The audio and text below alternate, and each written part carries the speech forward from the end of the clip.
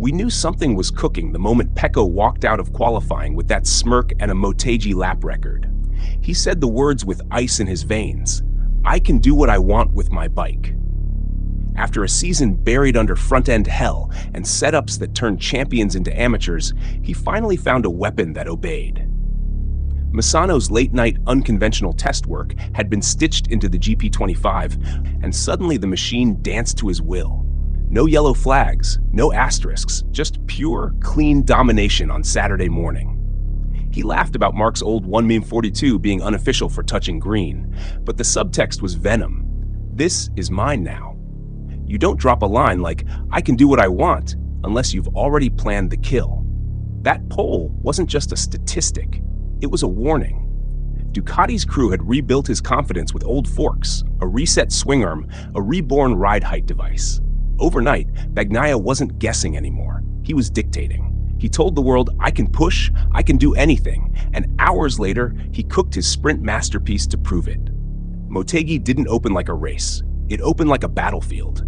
The Japanese Grand Prix sprint wasn't about collecting points. It was about cutting throats, burning doubts, and stamping kingdoms into the ground. Pecco Bagnaia found rhythm like a resurrected ghost. Marquez sharpened his knife too late, and the grid collapsed under chaos. No mercy, no romance. Just savagery in the land of the samurai. Pecco had been missing all season, a double champion neutered by bad forks, wrong geometry, timid confidence. But something snapped this week. Maybe it was Casey Stoner whispering in his ear. Maybe it was Ducati throwing every old trick into his GP25. Maybe it was pure survival. Whatever it was, the man who had been drowning since Qatar suddenly walked into Motegi like a fighter reborn. Pole position in the morning wasn't a fluke. You could see it in his eyes. No hesitations, no cracks. When the lights went out, he didn't just launch, he exploded. Turn 1 was his kingdom, his throttle and executioner's blade, and from that moment, everyone behind him was chasing a ghost they could never catch. Marquez, though, he wasn't here to watch. He was here to end. He needed 3 more points than Alex to crown himself a 9-time world champion, and that pressure wasn't a weight, it was a weapon. But destiny doesn't always open the front door. Sometimes it forces you to smash through locked gates. And today, the gatekeeper was Joan Mir.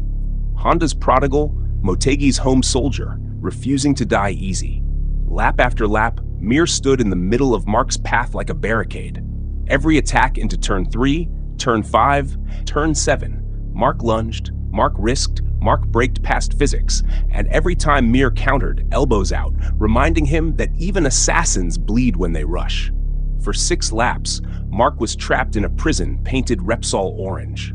You could almost hear the Ducati team sweating because Bagnaia was gone, already hammering gaps into seconds. Pedro Acosta even slipped into the mix, daring to put his KTM between Mir and Marc, trying to carve his own name into this war. But here's the thing, Marc doesn't negotiate. He doesn't wait for doors to open, he kicks them in. Lap 6, turn 11, Mir slammed the door one more time, and Marc almost kissed gravel. That could have broken a lesser man. Marc just grinned under the helmet. He recalibrated, assassin mode reloaded. Lap 8, turn 10, the same damn corner. But this time he carved Mir so deep the Honda shook like a deer in a lion's jaw. He didn't just pass him, he humiliated him. He shoved him to the edge of gravel, leaving Mir's soul in the dust. It wasn't racing. It was psychological torture disguised as overtaking. From there, the battlefield shifted. Marc hunted Acosta. 2 laps later, Acosta folded like a rookie walking into a street fight without backup. One clean strike, Ducati thunder on the straight, Marc slid into second with the precision of a sniper shot. But by then, Bagnaia was gone. A second and change ahead, his rhythm untouchable, his lines razor perfect. That was the missing piece all year. No hesitations under braking, no wobble in mid-corner, just ruthless control. He didn't look like the Pecco of 2025. He looked like the Pecco who once killed seasons with calm brutality. Every lap was identical, like a surgeon cutting flesh with the same blade stroke again and again. The cameras caught his face in Parc Fermé. Relief? No. It was resurrection. Incredible, they said, and they were right. He didn't win a sprint. He came back from the dead. Meanwhile, Jorge Martin set fire to his own empire. Reigning champion, self-declared number one, a man who plastered arrogance across the paddock since Valencia 2024. First corner, he went in like a street thug with no plan. Too hot, too blind, too reckless. He triggered a demolition derby. Aprilia teammate Bezzecchi caught in the blast, others scattering like pigeons dodging a grenade. Martin was supposed to be the shadow threat in Japan. Instead, he was a meme, sprawled out before turn one had even cooled down. That wasn't bad luck. That was a champion imploding under the weight of his own delusions. Ducati grinned, Aprilia cursed. And the title? The title laughed because Martin's fantasy of defending his crown died before lap one had a heartbeat. And Alex Marquez, God help him. The younger brother, the only mathematical rival left, Ducati's loyal soldier trying to keep the family fight alive. He collapsed. 10th place, out of points, skidding around like a man already defeated. The contrast couldn't be crueler. His brother up front, slicing through champions, staring at a 9th crown. Him at the back, tucking the front, nearly kissing gravel, clinging to relevance. The humiliation wasn't in the result, it was in the shadow. The Marquez name belongs to one man, and Alex was forced to wear that reality like chains. Every lap was a reminder. Destiny doesn't split crowns between siblings. It crowns the king who takes them by force.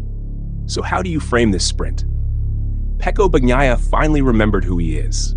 Marc Marquez reminded the world that even when he loses a sprint, he wins the war. Ducati ran 1-2, the kind of corporate perfection Bologna loves, but underneath that was blood, chaos, humiliation, and prophecy. Because here's the truth, this was just Saturday. The title doesn't get handed in Parc Fermé, it gets handed on Sunday. And Marc Marquez now needs only 3 points more than Alex to lock himself into history.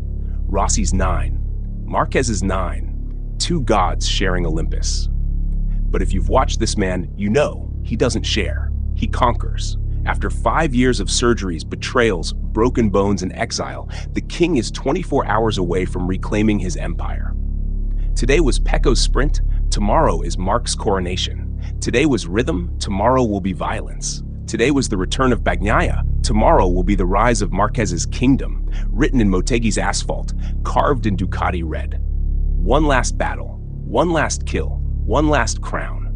And when the sun sets in Japan, there will be no doubt. The king is not dead. The king is eternal. Marc Marquez, 9-time world champion.